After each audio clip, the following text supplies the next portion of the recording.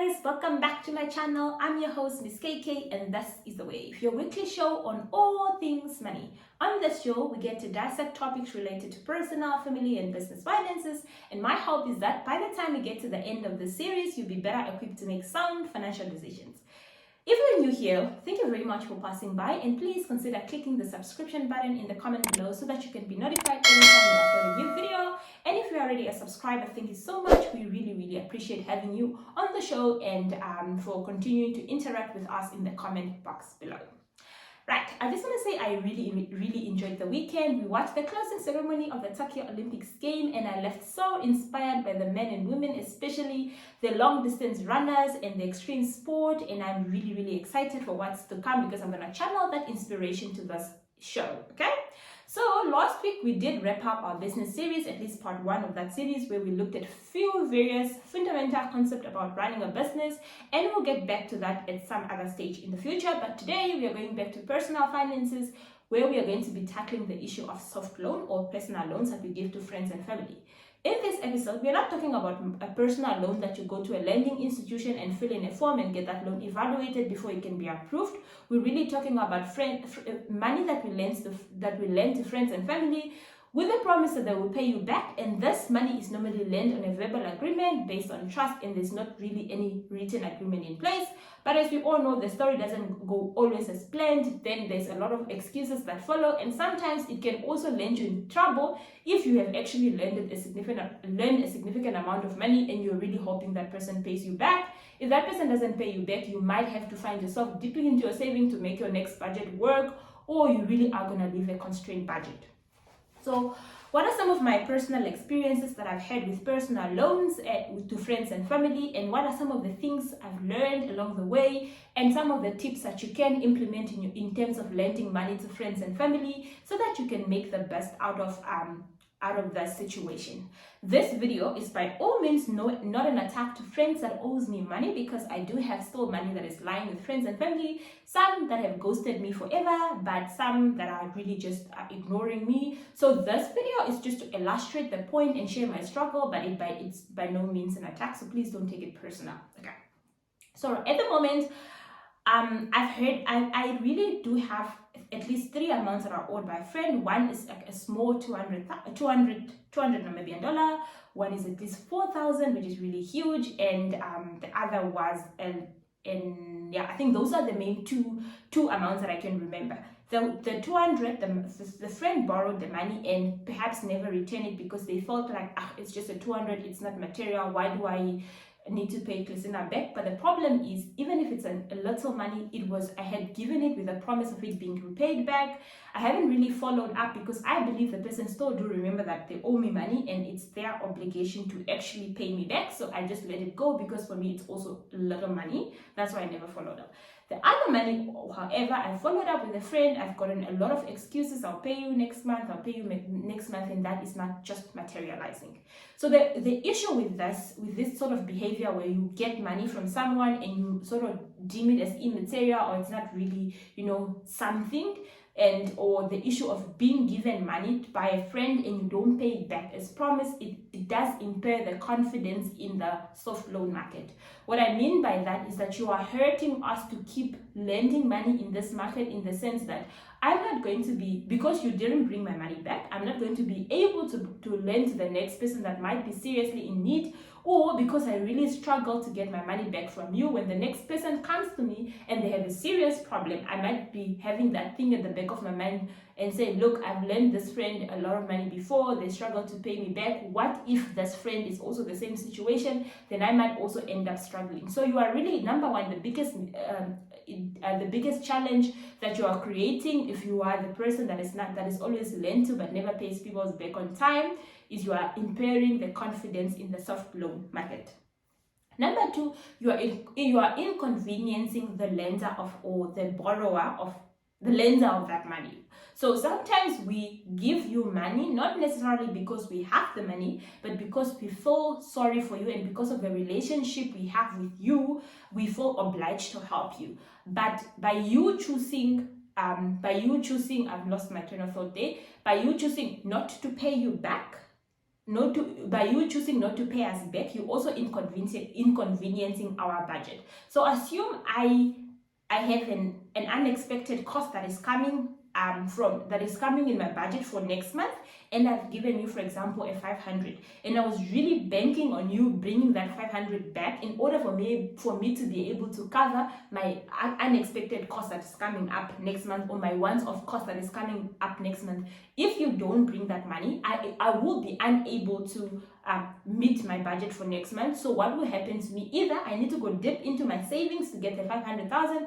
or I'll have to defer my expenditure to the following month, which is also ideal. And some expenses really cannot be deferred. So really, when someone gives you money, don't be selfish and try to make your budget work, because you are actually compromising and breaking the other person's budget. So I urge you, if someone borrows you money, please make time to pay that money back. So those are the two consequences of you not paying money back.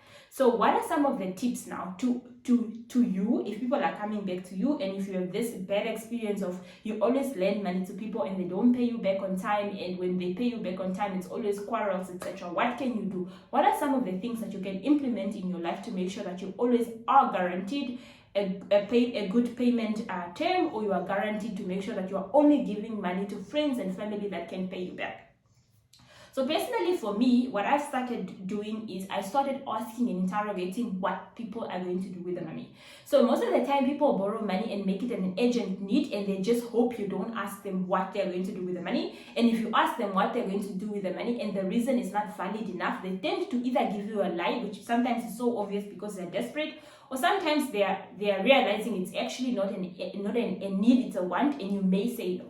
So for me personally, I used to be asked a lot of money, and at some stage an uncle of mine called me and asked me for money, and I said, what are you going to do with the uncle money? And he got so angry, why are you asking me what I'm going to do with the money? And I told him straight away, I don't give money to people that I don't know what they're going to do with money. Maybe you're going to commit crime with my money. So you always want to interrogate. So if you ask someone what they're going to do with the money and they don't have a legit enough reason to do it, you have the right to say no. Or most of the time they don't want to say what they're going to do with the money and they just walk away from you. That's number one. Number two, if it's family members, you must always say no. I'll let my mother know I've given you this. This is especially in context of the black tax or black investment, as some people call it. Say you have an uncle that is always asking you money directly, but they don't want your parents to know you are helping them out. If you tell them you're going to tell your mother that you help them, that ego sometimes is bruised, and they're just like, no, you know what, just leave it. So if it's like an extended family and you are trying to help, don't try and help people behind your mother's back. Your mother must actually know that you are helping these people so that they can contextualize that they are not the only people that you are helping. So that is one of the tips you can use, especially if you are giving too much money in a black context, in the black tax context. That is one thing I realized. And elder people, because they already have issues of their own, because they don't want them to know my kid is helping this uncle, they either tell you, no, you mustn't help this person because of ABC, or they don't want your mother to know you are helping them because of ABC, and they also end there. That for me worked in terms of dealing with black tax from at least extended members of the family. Then the other thing, so we've spoken about asking them what to do with the money. We've spoken about actually letting other people know that you're helping them. The other thing is telling them you have the money, but it's not instantly available. So what I normally do is, which is partly a lie, which is partly the truth, is I save my money on a call account at Nampos. If you do know what a call account means money that you can access on demand. So if I were to go to Nampos today and say I want my 10,000, they will give it to me. So what I normally tell people is, look, I know you want 5,000. Yes, I have the money, but I have the money on Nampos, and Nampos is a bank that I need to physically go in to go apply for the money to get it. So currently I'm working on a busy client and I need to put in leave to go to Nampos for me to be able to get the money.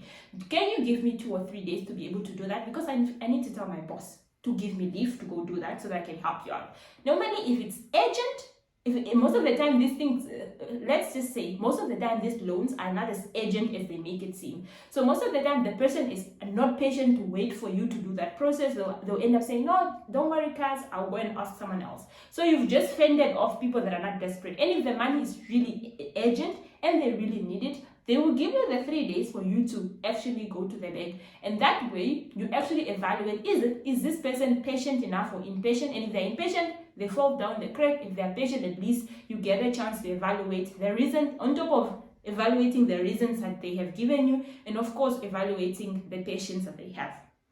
And lastly, which I've used, especially if I'm lending quite a lot of money, which I should have used with this last friend that I gave 4,000, which I didn't. There was a time a friend of mine was asking me about 8,000, and I was like, there is no way I'm gonna give you that much money, even if I have it, even if your reason is urgent, even if I know you will be able to pay back the money, unless you give me a budget. Give me a budget and say, Christina, this is how much I earn, these are my monthly expenses, this is what I'm gonna use with the money, and next month when I get paid and I remove all these expenses, I will be in a position to get me the money. And the friend was like, no, that's being too extra. Why are you asking me that? And I'm like, if you were to go to the bank to get the money, the bank is going to ask you all those information. For me personally, 8,000 is a lot of money, and I'm unfortunately not prepared to give you the money without doing a thorough investigation. And at first they were like beating around the bush, and 2 days or 3 days later they came back and said, you know what, here's my budget, I really need the money. And I looked at the budget and I was like, okay, perhaps they can push it in, maybe not in 1 month as they promised, perhaps 2 months. So that way you are comfortable. And if the person is not willing to share how much they earn, believe you me, you have every right to say no, because if they were to go to the bank to get a loan, they needed to submit their 3 months bank statement, and they need to submit a budget, and they need to get it approved, and they need to wait for at least 24 hours. Why aren't they able to do the same with you? If they don't want, they must just find someone else that is willing to lend them the same amount of money that you are unfortunately not prepared to lend to them. So those are some of my tips that I normally use that I believe has worked for me. But obviously, this is now after you've evaluated, how urgent is the need, and how close is this person to you, and is their life dependent on them. Obviously, if now someone comes and say, my mother is in the hospital, I really did try, and you do know that the mother is in the hospital, that's not really the time where you can start using, I need to go to the bank 24 hours, etc. That someone's life depend on that, and you perhaps the only person that might be able to help. That is a separate situation, and that is something that you need to evaluate on a case-by-case basis. But these friends of just, give me a bridge loan, I need to get to my payday, those type of friends, I normally, just tell them, you know what, I've already reached my maximum lending capacity for the month, and unfortunately, I'm also not having anything to give you, and try someone else. Or you can even refer them, maybe you can perhaps try a cash loan. I hear they are not strict at the cash loan, and they might help you. So really, I know it might be too generic, I know it might sound a bit too harsh, but the amount of money that you lose and the effort that you have to put in that for you to recover that money, sometimes it's worth you being harsh, and sometimes it's worth you being extreme to just make sure that you protect your money. Again, if the friends and family lend the budget, they will also reduce some of this urgent need, and they will also reduce some of this bridging loan, and we won't be in this situation, and we won't be having this conversation. So really, that's all I wanted to talk about tonight. So and I just want to add before I close off, and if you have that friend that is always struggling to pay you back, you need to sometimes make a follow-up. Like last year, I also had a friend that borrowed money, and I think 4 or 5 months down the line, I was really not getting anything. I followed up twice, they were still not paying me, and I sent them a text to say, hi, I urgently need the money this month, and if you don't pay, I will write it off. Writing off the debt means you will not be following up with this person anymore. You have come to a conclusion, and you've made the peace with the fact that they're not paying you back. A day later, I get my money. But if in situation like that, was that person really waiting for you to go to the extreme of saying you write off the debt before they pay you if they had the money? Because sometimes people just, they feel like it's too little money for you, and you shouldn't be bugging them with that money. But they shouldn't have also bugged you in the first place. If they didn't have the 200 in the first place, why did they feel the need to come to you? So if all push come to shove and you really can't get the money, you need to make peace with yourself, and you don't want to hold a grudge against someone. Just tell them, you know what, I've really tried waiting for this money. I've asked you a couple of times. If you don't bring the money this time, I'm writing it off. And if you have a debt that is written off, that you've written off for someone, that person is unlikely to come back to you, because they know they already had a debt with you that you had to write off. So you've already closed them out of sort of your personal loan, soft loan type of lending circle. So those are some of the tips. Try them. If they work, they work. If they don't work, we'll try something else.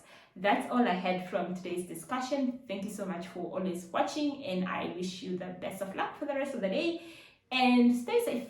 Bye bye.